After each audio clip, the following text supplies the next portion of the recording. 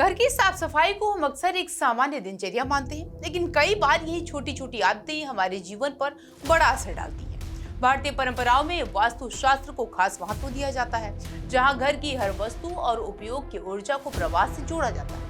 माना जाता है कि घर में इस्तेमाल होने वाली चीजें सिर्फ भौतिक ही नहीं, बल्कि हमारे आसपास के माहौल और मानसिक स्थिति को भी प्रभावित करती हैं। इसी कड़ी में झाड़ू को केवल सफाई का साधन नहीं, बल्कि नकारात्मक को बाहर निकालने का माध्यम माना जाता है। वही बिस्तर का स्थान है जहां पर व्यक्ति दिन भर की थकान मिटाकर मानसिक और शारीरिक ऊर्जा को फिर से प्राप्त करता है, और ये जगह शांति, सुकून और सकारात्मकता से जुड़ी होती है।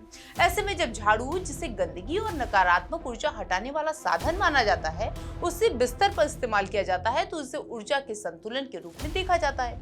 मान्यताओं के अनुसार झाड़ू से बिस्तर साफ करने पर नकारात्मकता उस स्थान पर फैल सकती है जहां व्यक्ति विश्राम करता है। इसका असर सीधे सीधे व्यक्ति की नींद और मानसिक स्थिति पर पड़ सकता है। कहा जाता है कि इससे बेचैनी, तनाव और असंतोष बढ़ जाता है। यही नहीं, घर के माहौल पर भी इसका असर देखने को मिलता है, जहां छोटी छोटी बातों पर विवाद बढ़ने लगता है और आपसी तालमेल कमजोर पड़ने लगते हैं। पारंपरिक सोच ये भी कहती है कि जब घर की ऊर्जा का संतुलन बिगड़ता है तो इसका असर आर्थिक स्थिति पर भी पड़ सकता है।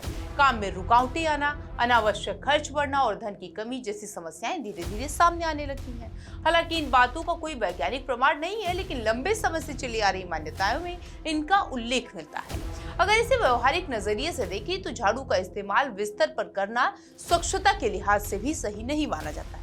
झाड़ू में जमा धूल और गंदगी बिस्तर पर फैल सकती है, जिससे एलर्जी या त्वचा संबंधी समस्याएं हो सकती हैं। यही कारण है कि विशेषज्ञ भी बिस्तर की सफाई के लिए साफ कपड़े या अलग उपकरण इस्तेमाल करने की सलाह देते हैं। इसीलिए चाहे आप इसे वास्तु के नजरिए से देखें या साफ सफाई की, एक बात तो स्पष्ट है कि बिस्तर और झाड़ू का इस्तेमाल अलग अलग ही रखना चाहिए, और ये बेहतर भी होता है।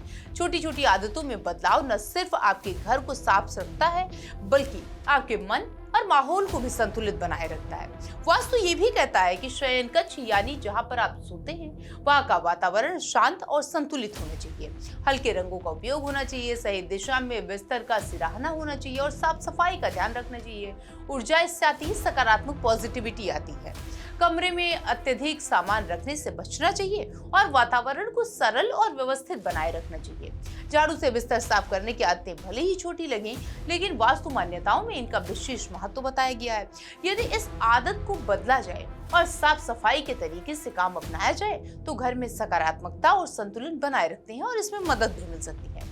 अंत में हम यही आपसे कहेंगे कि इसका ध्यान रखना आवश्यक है। ये सभी बातें पारंपरिक मान्यताओं और वास्तु शास्त्र पर आधारित हैं। इन्हें अपनाना व्यक्ति की आस्था और विश्वास पर निर्भर करता है, लेकिन इनसे जुड़ी सावधानियां जीवन को अधिक व्यवस्थित और संतुलित बनाने में सहायक होती हैं।